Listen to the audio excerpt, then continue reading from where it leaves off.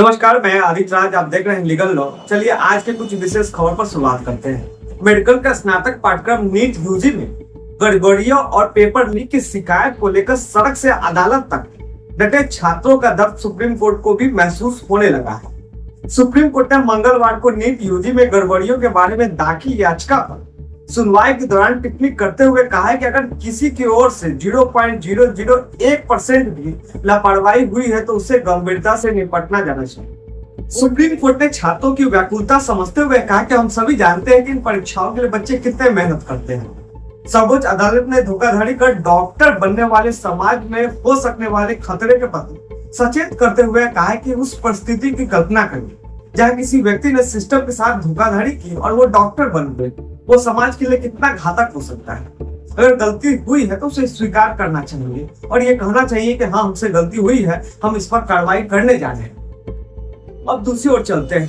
NEET में गड़बड़ी का हर अभिभावक को विचलित कर देने वाला खुलासा गठबंधन आधारित मोदी सरकार के लिए बड़ा अवसर भी हो सकता है, नई तरह का राजनीतिक अवसर।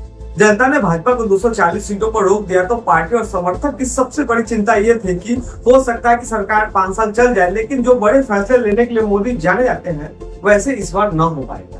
पर बड़े फैसले से तात्पर्य क्या है? अनुच्छेद 370 हटाना, पाकिस्तान में सर्जिकल स्ट्राइक करना, CAA, 3 तलाक कानून को मुख्य रूप से देखा जाता है। लेकिन कुछ ऐसे फैसले और कदम है जो आपको छोटे लग सकते हैं, जिससे तत्काल राजनीतिक फायदा भी नहीं होगा, लेकिन देश की आम जनता का जीवन बेहतर जरूर होगा। जैसे नीट को क्लीन करना। भ्रष्टाचार में डूबे देश में पिछले कुछ वर्षों से परीक्षा का आयोजन भ्रष्ट कमाई का नया क्षेत्र बनकर उभरा है। परीक्षा आयोजन करने वाले एजेंसियां, नेता, प्रशासक और माफिया का गठजोड़ स्थानीय परीक्षा से लेकर नीट जैसे राष्ट्रीय स्तर की परीक्षा तक में कमाई के अवसर से चूकना नहीं चाहता। यूपी और राजस्थान में प्रतियोगी परीक्षा को पेपर लीक रोकने के लिए कानून बना, लेकिन पेपर लीक अभी भी हो रहे। अशोक गहलोत सरकार के समय RPSC की परीक्षा में हुई कथित धांधली में RPSC मेंबर से लेकर CMO और मंत्री तक का आरोप लगे। परीक्षार्थियों में सेंध लगाने की तैयारी जब इस स्तर पर हो तो पेपर लीक हो या ना हो उसे कौन देखेगा?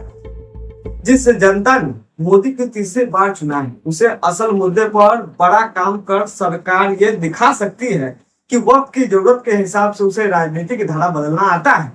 परीक्षार्थियों में धांधली रोकने के लिए तकनीकी का ऐसा क्या इस्तेमाल हो कि परीक्षार्थी और पेपर के बीच की कड़ियां समाप्त हो जाए।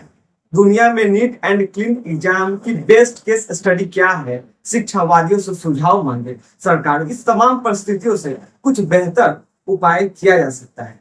हम उम्मीद करते हैं कि मोदी सरकार इस पर बेस्ट से बेस्ट काम करेगी। हमारा खबर यही समाप्त हो गया। अगर किसी तरह का कोई भी सुझाव देना चाहते हैं, कोई बात कहना चाहते हैं तो आप कमेंट बॉक्स में जरूर करें। तब तक के लिए बहुत बहुत धन्यवाद।